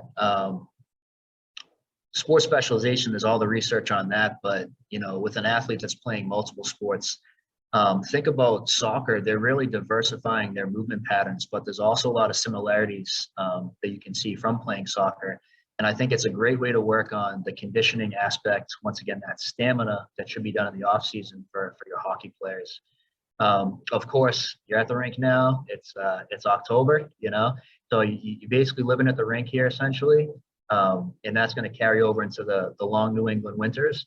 But I know myself as a player as well, I couldn't wait for the spring to get out there and play baseball. So think about now, think about baseball being predominantly upper extremity. You're progressing from a predominantly lower extremity sport to now, an upper extremity sport. So you're kind of consistently diversifying movement and coordination patterns, which I think is essential to not,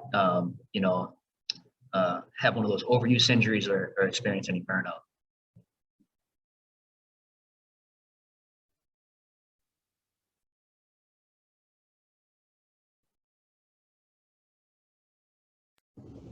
This question, Shawn, you're probably the best one to answer, but why don't I read it? So a lot of coaches, both high school and youth, after practice, just let their kids leave without stretching again. Would you recommend they stretch as a team or on their own? I definitely do. And I'm a realist. I don't think it's that they don't want their team to stretch. I think about ice time and the next team has to get on the ice.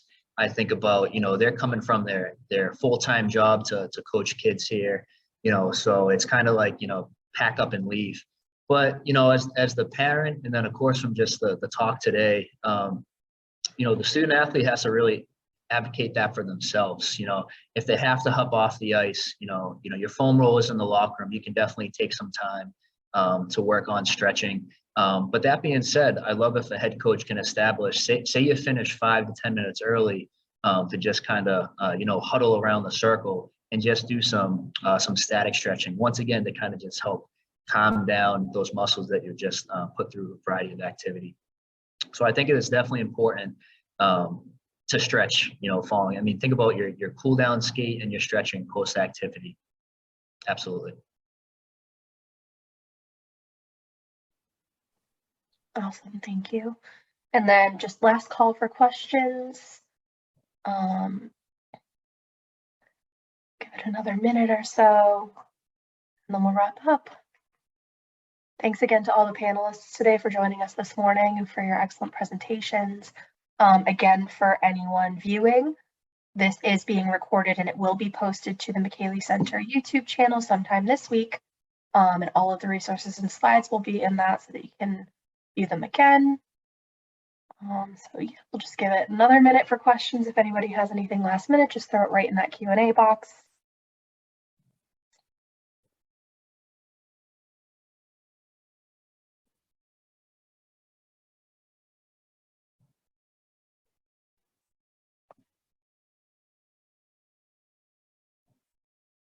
All right, if anybody pops in there, we'll really read it out. But just as a reminder for everybody, this will be on the YouTube channel. We'll also be sending out a post survey. It's a brief 5-minute survey, and that will come out to your email. And all attendees who paid for credit for this one, you'll receive your certificate this coming week as well. If you have any questions, you can reach out to hello@themcayleecenter.com. And if you have any further questions for our panelists that didn't get addressed, you can feel free to reach out there as well, and we'll respond or send that on to the appropriate party. All right, so it looks like we are good. Thanks again, everybody, for coming, and we will see you next time. Take care.